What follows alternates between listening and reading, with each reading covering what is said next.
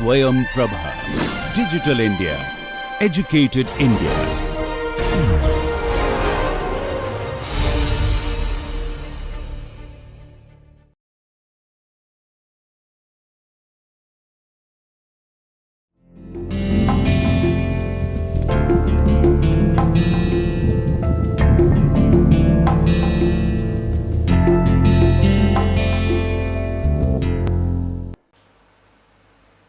Welcome to lecture 27 of the course on multivariate data mining methods and applications.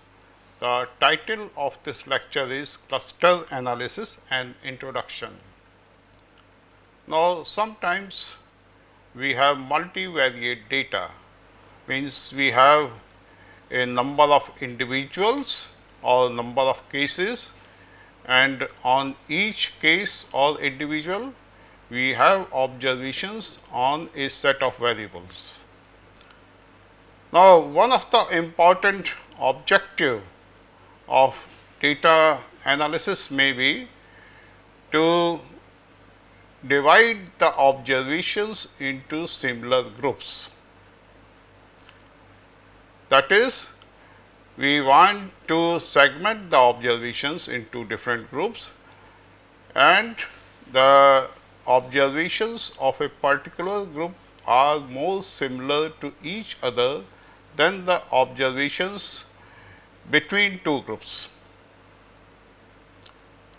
Now, for that purpose, cluster analysis plays an important role. The main objective of cluster analysis is to divide multivariate observations into similar groups. So, in this lecture we are going to discuss the methods of cluster analysis or the basics of cluster analysis. Further, we also require some measures of similarity or distance, so that we can identify the similar observations or the observations which are far apart from each other. So, we are also going to discuss some measures of similarity or distance in this lecture. So, cluster analysis, it is a statistical method which we use to group similar objects into respective categories. We have multivariate data, and on each individual or each case we have observations on a given set of variables,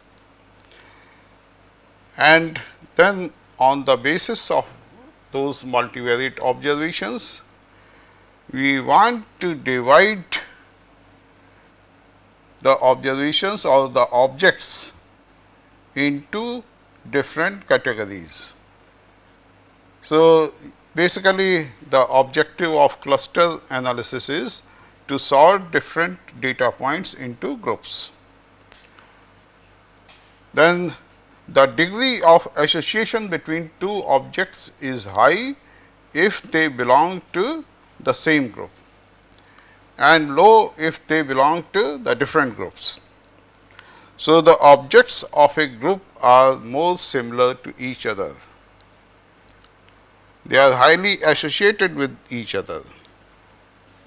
This method, the cluster analysis, is also referred as data segmentation or taxonomy analysis in biological sciences, or clustering. In machine learning literature, it is also referred as class discovery. Basically, you want to discover the class to which a particular data point belongs. So, it is also called class discovery. So, for what purpose we require the classification? So, suppose you have large data set, then it is not easy or it is not very convenient to retrieve information from the large data set. But if using some method like cluster analysis, you can classify the observations, the large data set into different groups, different homogeneous groups. Then it becomes easier for you to extract information more conveniently. Then cluster analysis is performed during the exploratory phase of research. So, initially we want to divide the data into homogeneous groups or different clusters. However, the cluster analysis does not make distinction between dependent and independent variables. We classify the cases on the basis of multivariate observations, that is, observations on different variables, but as such we do not make any distinction between which variable depends upon which variables, or dependent and independent variables. Then we discover structures in data without explaining why those structures exist. So, we divide the observations or the cases into uniform groups, but we are not able to explain why those structures exist or why there is uniformity in a particular group. Then cluster analysis is also used to gain insight into the distribution of data to observe the characteristics of each cluster. So, if you are able to classify the observations into different clusters, then it becomes easier for you to observe the characteristics of a particular cluster. And then you get insight into the distribution of data, better insight of the distribution of data. Now, before going for the classification, there are certain requirements. So, the requirements to produce classification are: first, you have to choose the qualitative or quantitative characteristics, and we choose these characteristics keeping in view the purpose of classification. What is the objective or purpose of your classification? Of course, you have to classify the observations keeping in view some objective, and there are certain qualitative or quantitative characteristics which are able to serve your purpose or which may help you in providing the classification, in classifying the observations. So, such characteristics, such variables must be chosen carefully. Then you require observations on those characteristics. So, first we choose the characteristics and then we take the observations.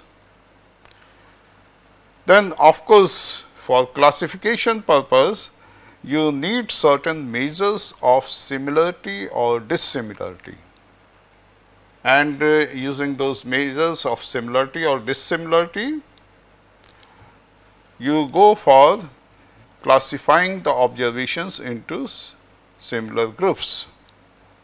So, you must quantify the similarity between two multivariate observations. Then methodology, which is consist of various algorithms. So, you need certain methods for clustering, and then each of which attempts to organize the data set into homogeneous subgroups or clusters. So, we require certain algorithms which are capable of organizing the data set into homogeneous subgroups or homogeneous clusters. Now, there are various applications of cluster analysis. It has applications in different fields. For example, in market research, say it helps to discover distinct customer groups based on the purchasing pattern. Say, suppose you have data on purchasing of different customers, what they purchase, how much they purchase, how much money they spend on different items. So, you have this kind of information, all this kind of data.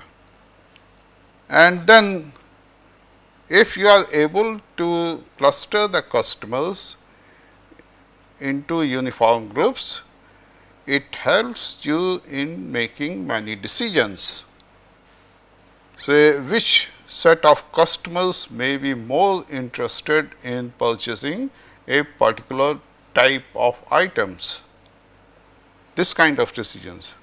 Or using the cluster analysis, one can segregate the market and organize target audience for better reach and marketing. So, once you cluster the audience or the customers using the past data, you can reach and market your product in a better way to different groups, because now you know which group is more interested in which kind of products. So, it helps in marketing the product also. Classifying various cities or locations to be used as test markets. So, suppose you want to test some product, then the cluster analysis helps you in classifying various localities or various cities or various locations for this purpose. Then the testing may be restricted to a small number of cities due to economic reason. Say, suppose you have classified the cities into different clusters, then you know that the cities of a particular cluster behave more or less similar to each other. So, you may select a small number of cities from that group for testing purpose. In biological sciences, to obtain plant and animal taxonomies. So, basically your objective is to classify the plants or animals, and then you want to analyze the evolutionary relationships among different species or grouping the organisms into different taxa. So, for that purpose you can use different clustering methods, or to categorize genes with similar functionalities and gain insight into structures inherent to populations.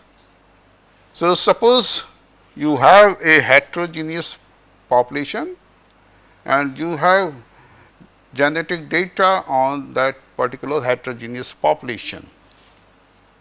Then a subpopulation or a particular cluster which is a subpopulation of that heterogeneous population, it may be observed whether that subpopulation is more risk of a particular disease or not.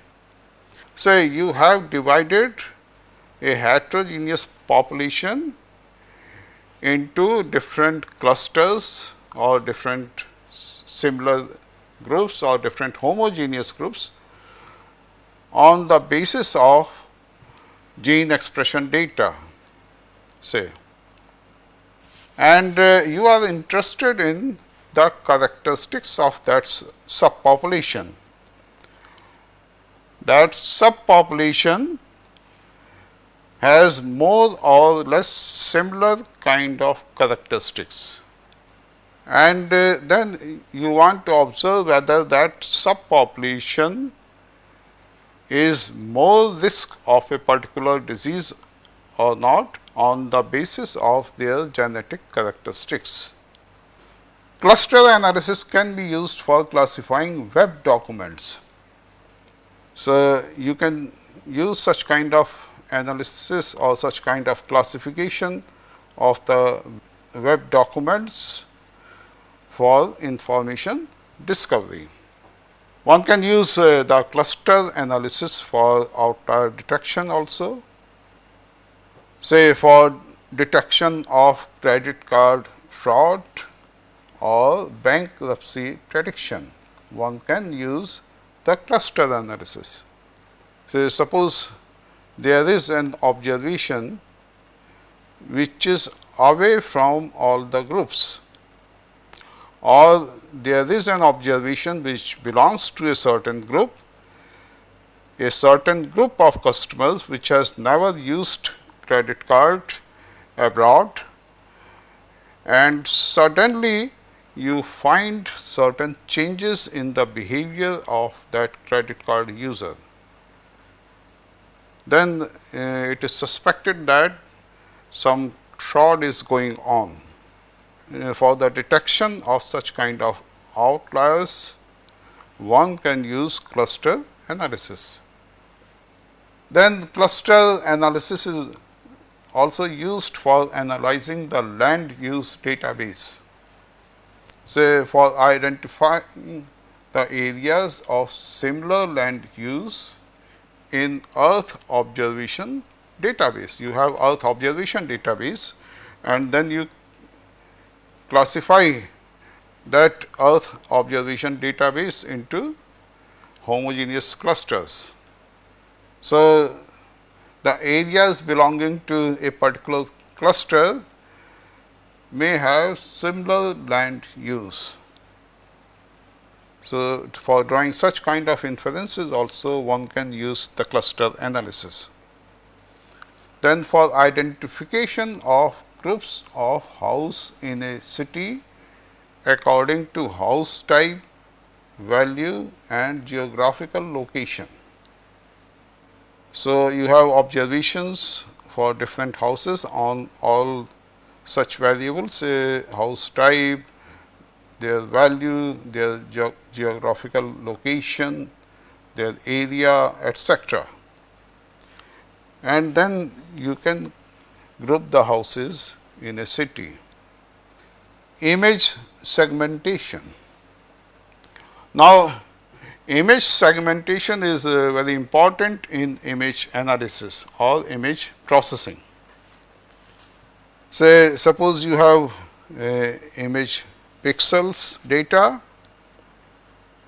then using image pixels data, you can divide the image into homogeneous regions. So, the clustering in image segmentation segregates homogeneous characteristics in an image and clusters such data points together. So, on the basis of pixel data and using the cluster analysis, we can go for image segmentation.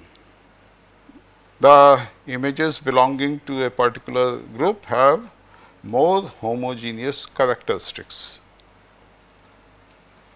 Then psychiatry, clustering of patients on the basis of responses to a depression questionnaire. Say, suppose you have a number of patients and then they have responded a particular depression questionnaire. and then on the basis of their responses, you can cluster the patients, and then you can say that all the patients belonging to this particular cluster are not suffering from depression, or the patients belonging to this particular cluster are although not suffering from depression, but it is very likely that they suffer from depression in near future. So, they are at the boundary of depression, or clustering of individuals who attempted suicide on the basis of selected relevant variables. So, suppose you have observations on certain relevant variables for individuals who have attempted suicide. Then on the basis of different clusters, say suppose you divide the individuals into different homogeneous clusters. Then on the basis of such kind of classification, you can make inferences like, say, this particular group or the individuals belonging to this particular group have attempted suicide because of this reason, say because of depression or because of poverty, etc.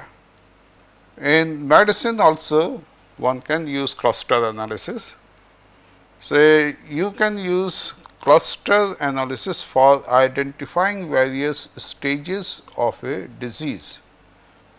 Say you have performed different kind of tests on a patient, and then you have the outcomes or results of all those tests, and on the basis of those observations you have classified the patients into different homogeneous classes, and then you can say that, say the patients of class 1 are at this particular stage of cancer, or patients of class 2 are at this particular stage of cancer, or the patients of class 3 do not have cancer. So, one can use cluster analysis for identifying different stages of a disease. Now, here is an example in which we have plotted a set of data points on the basis of observations on two variables. So, this is a simple example, and just by looking at the graph you can identify this group of observations, this group of observations, and this group of observations. And then there is an observation which is away from all the groups. Now, this observation may be considered as an outlier. So, it is away from all the groups,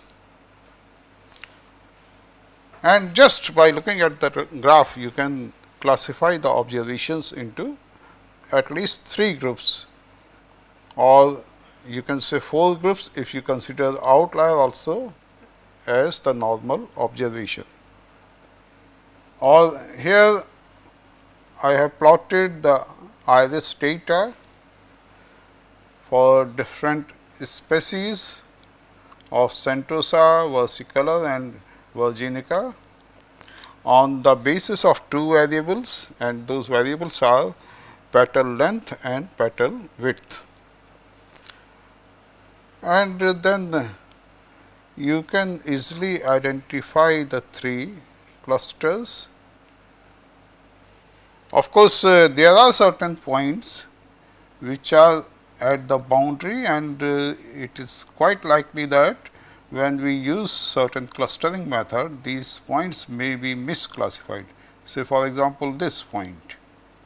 or these points may be misclassified if we are classifying the observations using any clustering method. Now, for the purpose of clustering or for measuring the nearness between two observations, you require certain measures of similarity or dissimilarity and the distance between data points. Now, we have multivariate observations. So, suppose xi is equal to xi1, xi2, so on xi r transpose is the observation vector on r variables for the ith individual. Then a similarity measure is a mathematical function that quantifies the degree of similarity between two objects or data points.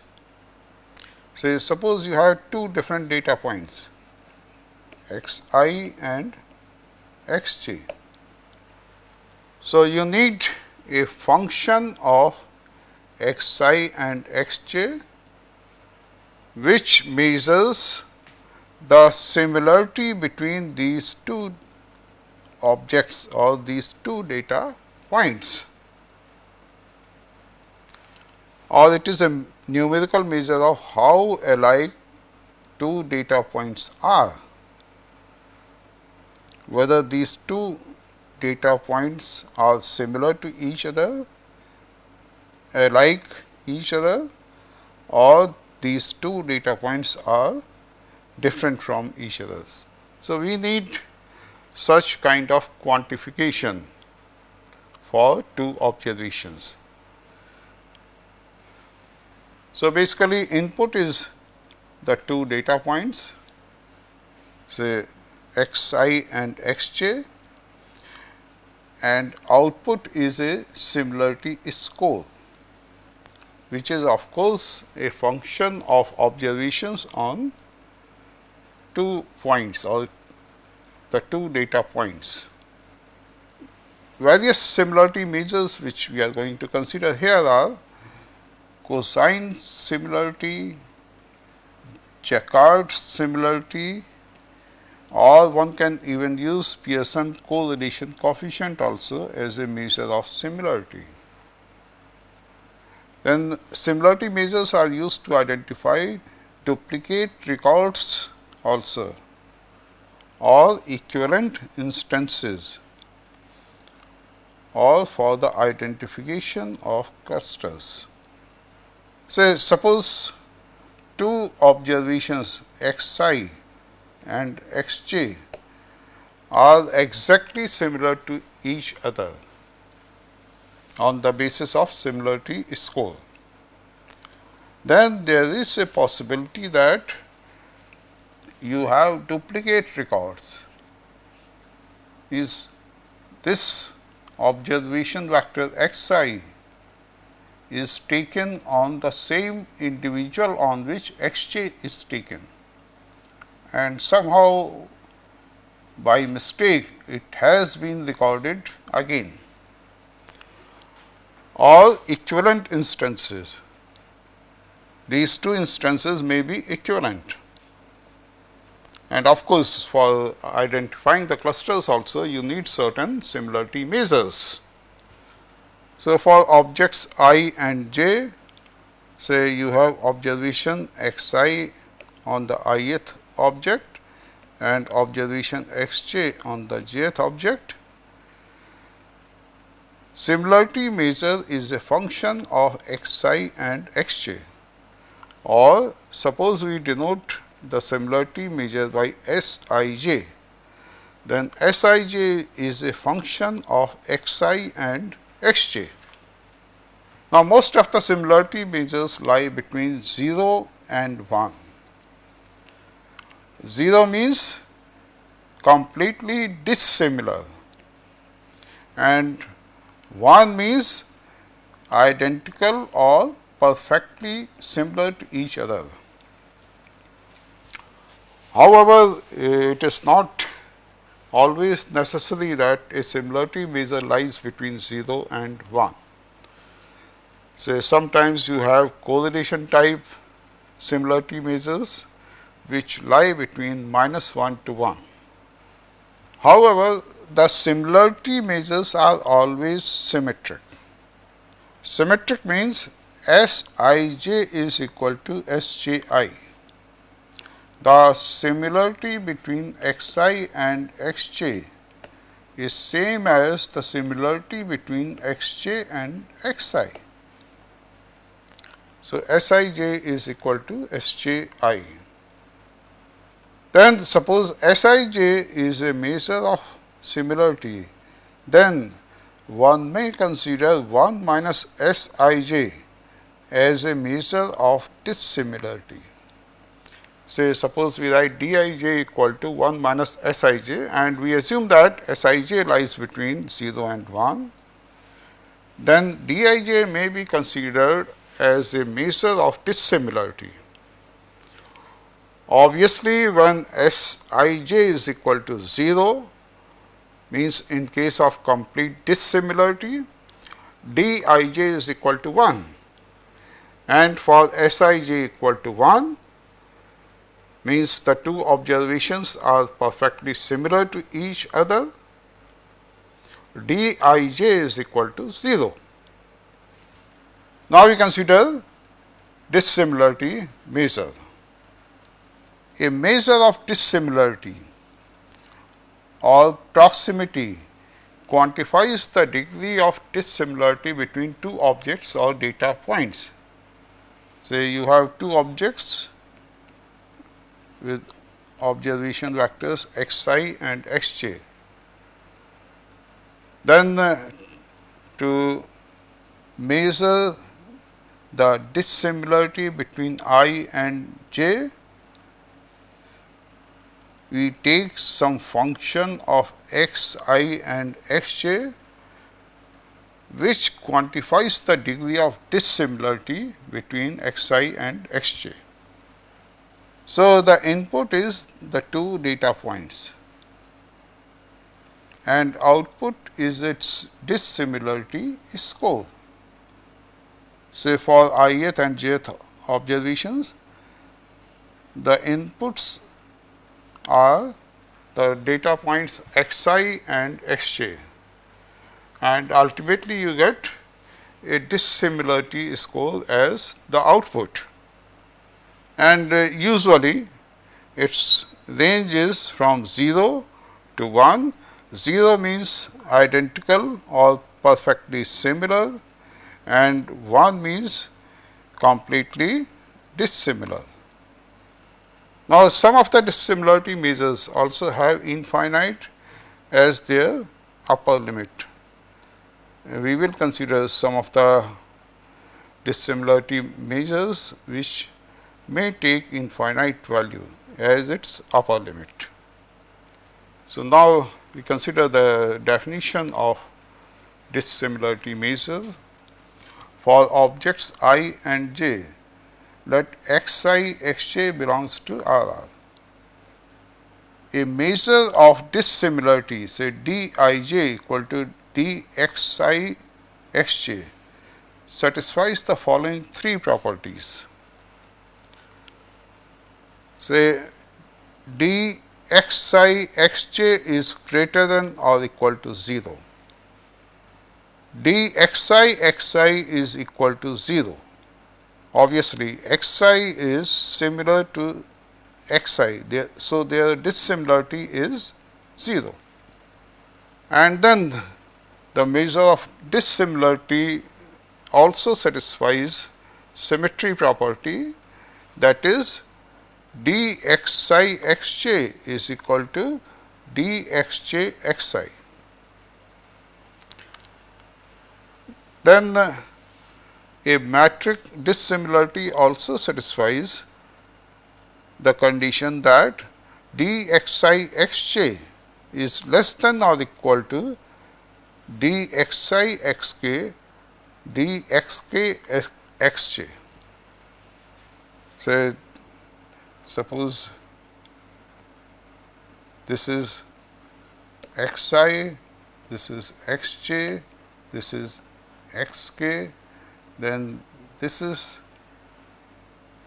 the distance or dissimilarity between xi, xj, say, and then you have the dissimilarity between xi, xk, the dissimilarity between xj, xk. This is dxi, xj, dxi, xk, dxk, xj.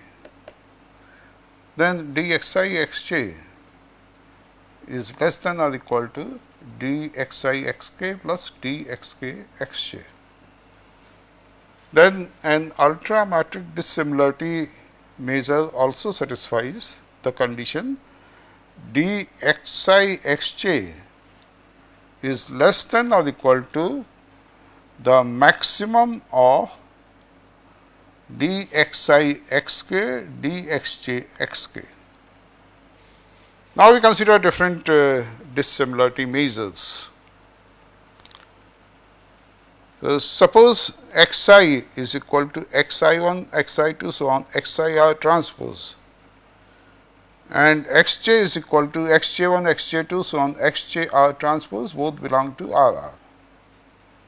Then we define the Euclidean distance between xi and xj as, say, dxi, xj is equal to xi minus xj transpose xi minus xj to the power half, or this is equal to summation k equal to 1 to r xik minus xjk whole square to the power half.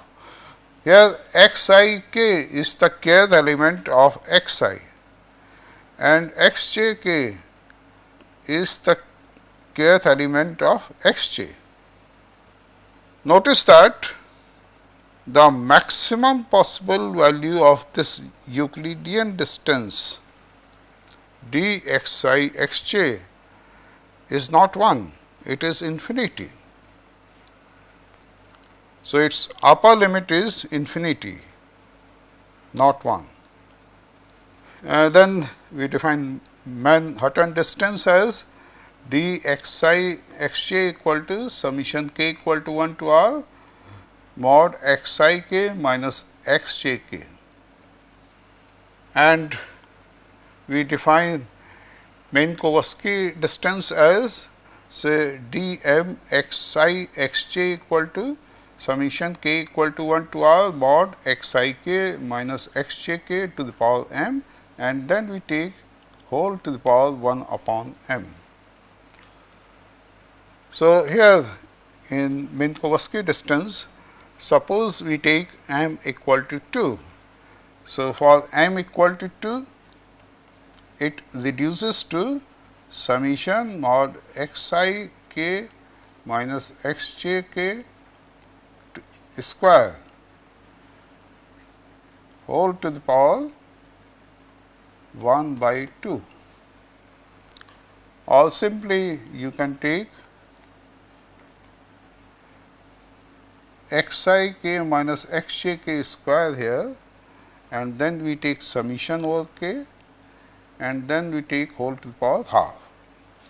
Now, this is actually your Euclidean distance. Similarly, if we take m equal to 1, then Minkowski distance reduces to the Manhattan distance for m equal to 1.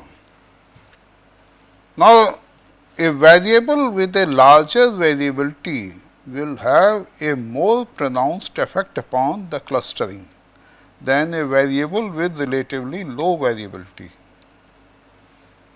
because a variable with larger variability is going to affect the measure of distance in a more pronounced way. That is why before clustering we usually go for standardization. So, we standardize the observations and then we go for clustering.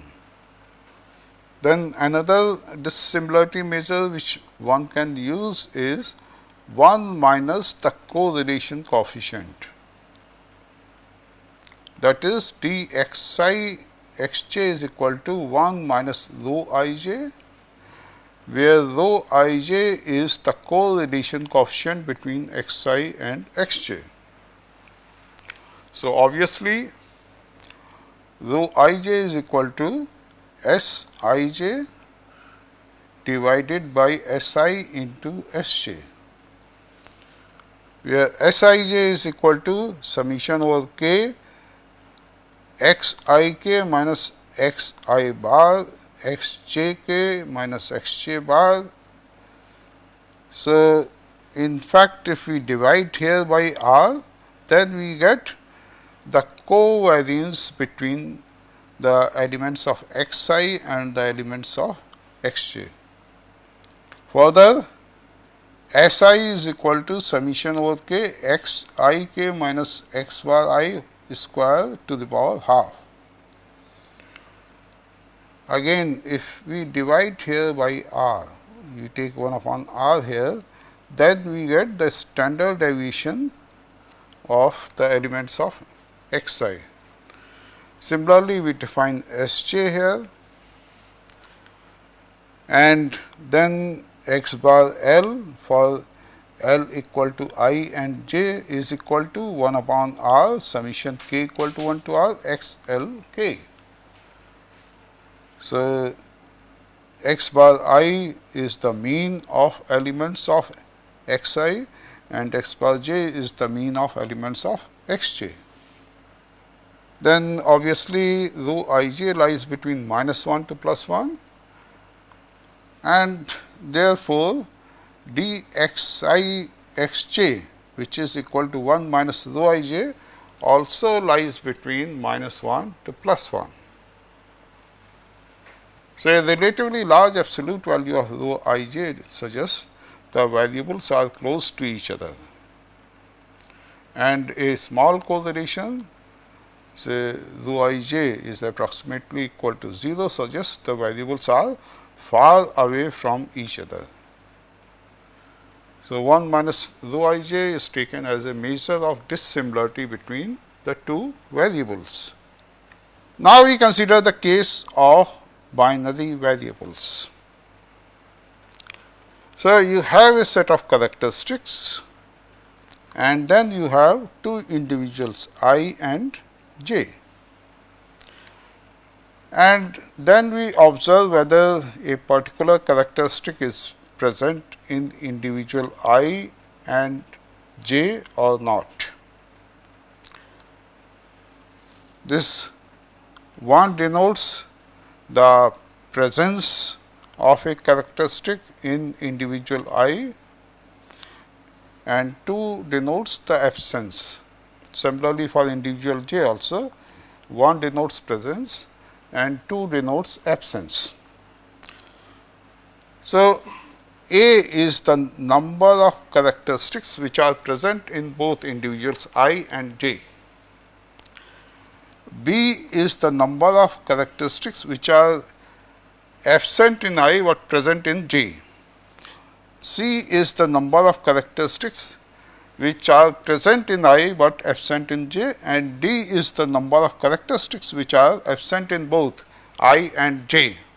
So, A plus C is the number of characteristics present in individual I, B plus D is the number of characteristics absent in individual I.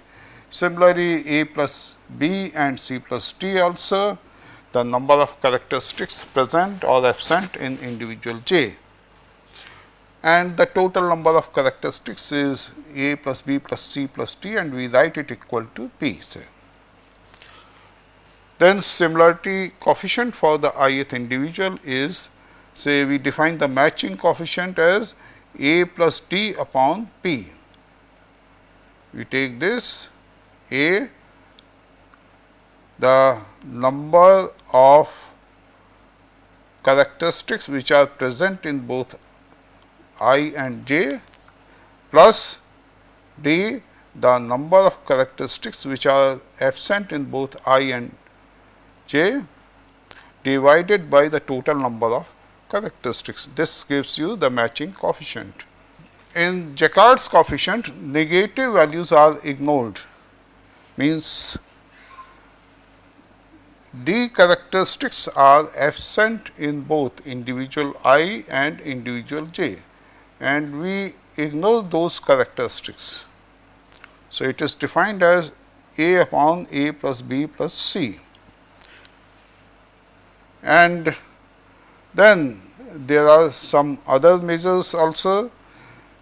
Say you may consider 2A upon 2A plus B plus C, or 2A plus T upon 2A plus D plus B plus C, or A upon A plus 2 B plus C. But usually the coefficients defined in 1 and 2 are commonly used. Now, we consider this example. You have 3 individuals 1, 2 and 3, and they have the scores corresponding to different characteristics. Say different characteristics are different binary variables, and there are 10 characteristics or 10 binary variables. 1 denotes the presence of the characteristic and 0 denotes the absence of the characteristic. So, these are the scores for different individuals.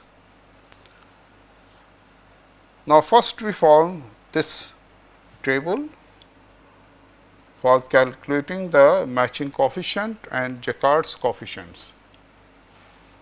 So, you have individual 1, individual 2, 1, 0 denote the presence or absence of characteristic, and then you get these values.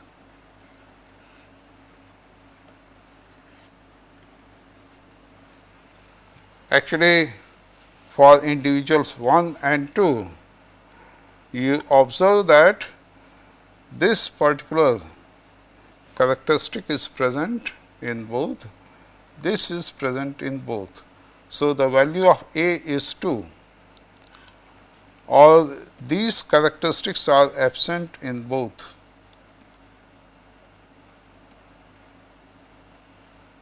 So, the value of D is 5. Similarly, we can get the values corresponding to other cells also. For individual 1 and 3 also we get these values, for individuals 2 and 3 also we get these values. And then using these formulas we can calculate the matching and Jaccard's coefficients.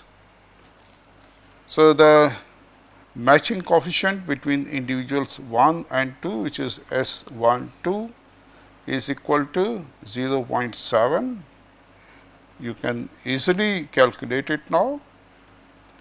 You just use this formula A plus T upon P, and A is 2, D is 5. So, 5 plus 2 7, and total number of characteristics is 10. So, you get 0.7. Jaccard's coefficient is 0.4, then S13. The matching coefficient is 0.5, Jaccard's coefficient is 0. Similarly, for individuals 2 and 3, the matching coefficient is 0.8, Jaccard's coefficient is 0.33. Now, the question is whether or not to include negative values, that is D. Now, it depends whether in classifying a living organism you want to include the absence of variables or not, or characteristics or not. Say, suppose you are classifying the living organisms, then usually it is unreasonable to classify two individuals as very similar if both lack a large number of qualities. So, in that case, one may prefer Jacquard's coefficient over the matching coefficient. Now, we define cosine similarity, which is also called Orkney's similarity or Tucker coefficient of congruence. Say cos theta, which is the cosine of two non-zero vectors xi and xj. Then xi dot xj is defined as norm of xi into norm of xj cos theta. So, cosine similarity is defined as, say, we denote it by S C xi xj equal to cos theta equal to xi dot xj divided by norm of xi into norm of xj. So, basically this cos theta is the cosine of vectors xi and xj, and then this is equal to xi transpose xj divided by xi transpose xi to the power half xj transpose xj to the power half. And then we define the cosine distance as, say, dc xi xj equal to 1 minus sc xi xj. So, this is the cosine distance. So, the objective of cluster analysis is to divide the multivariate observations into homogeneous clusters. In this lecture, we have discussed the objectives and various applications of cluster analysis. We have also discussed different similarity and dissimilarity measures. In the next lecture, we are going to discuss different methods for clustering the observations or different algorithms for clustering the observations. So, I am going to stop here. Thank you.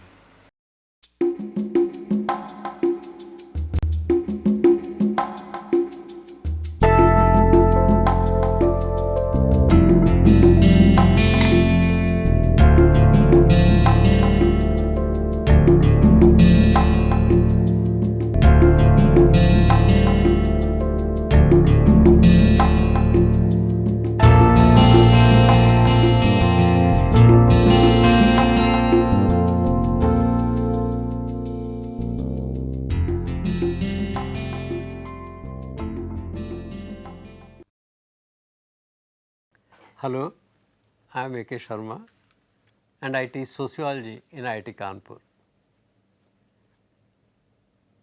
I am attempting to answer a simple question, what is sociology?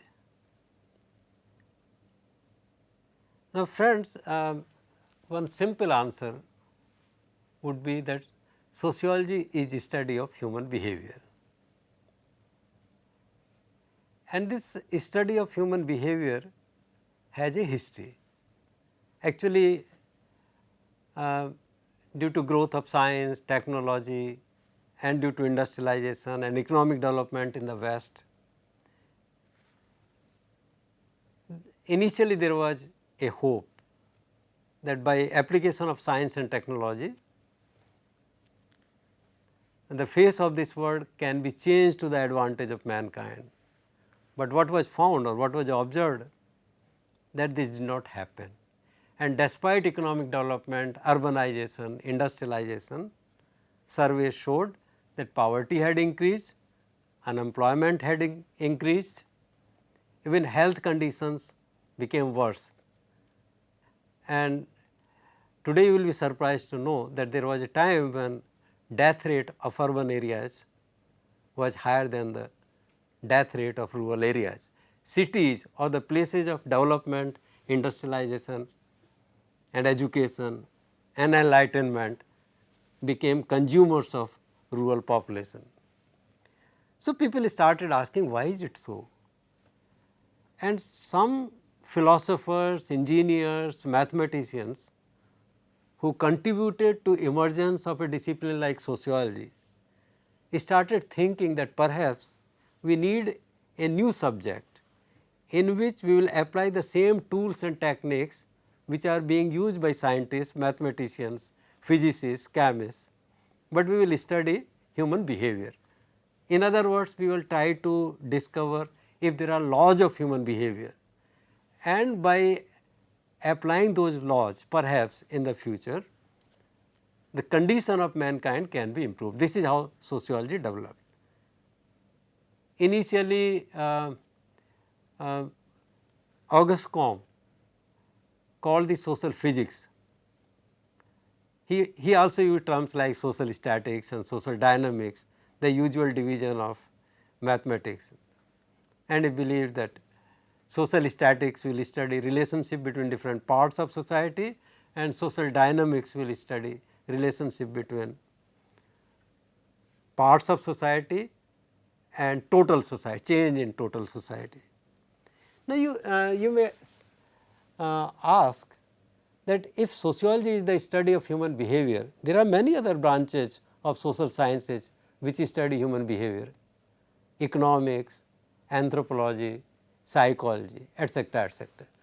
The difference between sociology and these disciplines is that while in these disciplines we study one specific aspect of human behavior, like economics will study production and distribution of wealth, psychology will study cognitive processes or mental models or personality, social psychology will study personality, anthropology will study culture.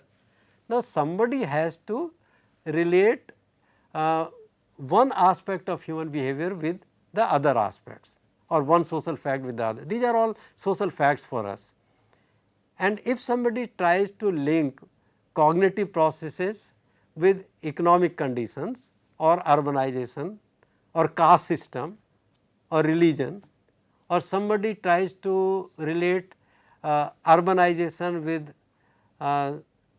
human psyche, or somebody tries to correlate cultural context with economic behavior, then it becomes sociology. So, sociology combines different areas which are individually studied by different disciplines.